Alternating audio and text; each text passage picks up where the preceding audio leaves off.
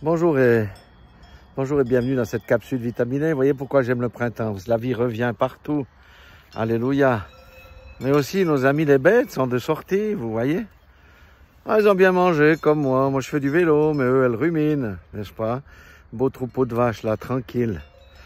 Voilà, j'aimerais vous parler d'un esprit extrêmement méchant. Le premier esprit méchant et très puissant auquel beaucoup de chrétiens sont assujettis. Est-ce que vous savez quel est ce premier mauvais esprit puissant qui est venu sur la terre? Vous ne le savez pas, je vais vous expliquer. En Éden, un jour, le Seigneur voulait, comme d'habitude, discuter avec Adam. Et il l'a appelé, mais Adam n'a pas répondu. Le Seigneur lui a dit, « Où es-tu, Adam? Où es-tu » Et Adam, qu'est-ce qu'il a dit? « Ah, j'ai entendu ta voix, je me suis caché, j'ai eu peur. » Voilà le premier mauvais esprit puissant, c'est la peur. Et la peur a plusieurs ramifications. Mais la peur d'Adam, c'était la peur parce qu'il avait désobéi. C'est la désobéissance qui a amené la peur. Je dis à quelqu'un, si tu as péché, si tu as peur de Dieu, ne fais pas comme Adam, ne fuis pas. Mets-toi à genoux, demande pardon. Le Seigneur efface ton ardoise et ça recommence, quel que soit ton péché. C'est la beauté de l'évangile, c'est la bonté de Dieu. Ne fuis pas Dieu. Retourne chez lui comme le fils prodigue. La deuxième partie de la peur, ça peut être les inquiétudes de l'avenir. Ouh là là, la crise économique arrive. Ouh là là, la guerre avec l'Ukraine s'approche de nos portes. Oh là là, est-ce que ça va aller avec ma femme? La peur, l'inquiétude. Le Seigneur dit, ne vous inquiétez de rien, car je suis là avec vous tous les jours, jusqu'à la fin du monde. C'est moi qui nourris les oiseaux. De quoi avez-vous peur?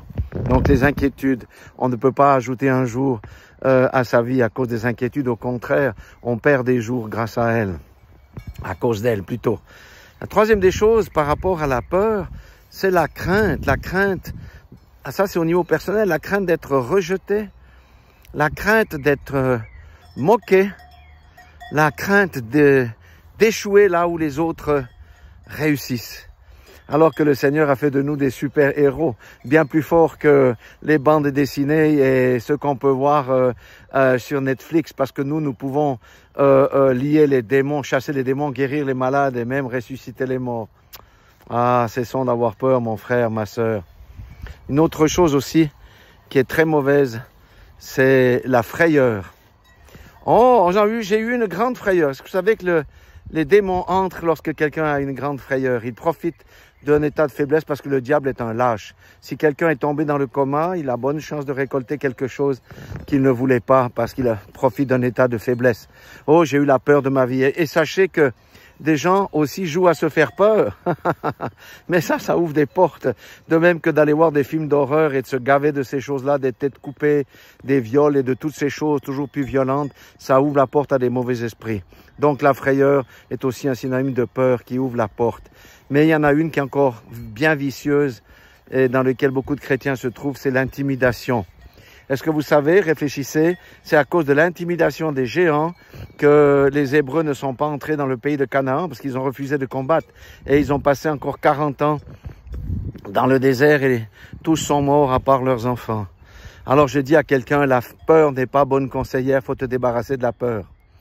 Prononce des bonnes choses sur ta tête, impose-toi les mains, prononce des bonnes choses. Non, je ne manquerai de rien, le Seigneur ne m'abandonnera pas, il ne me délaissera point.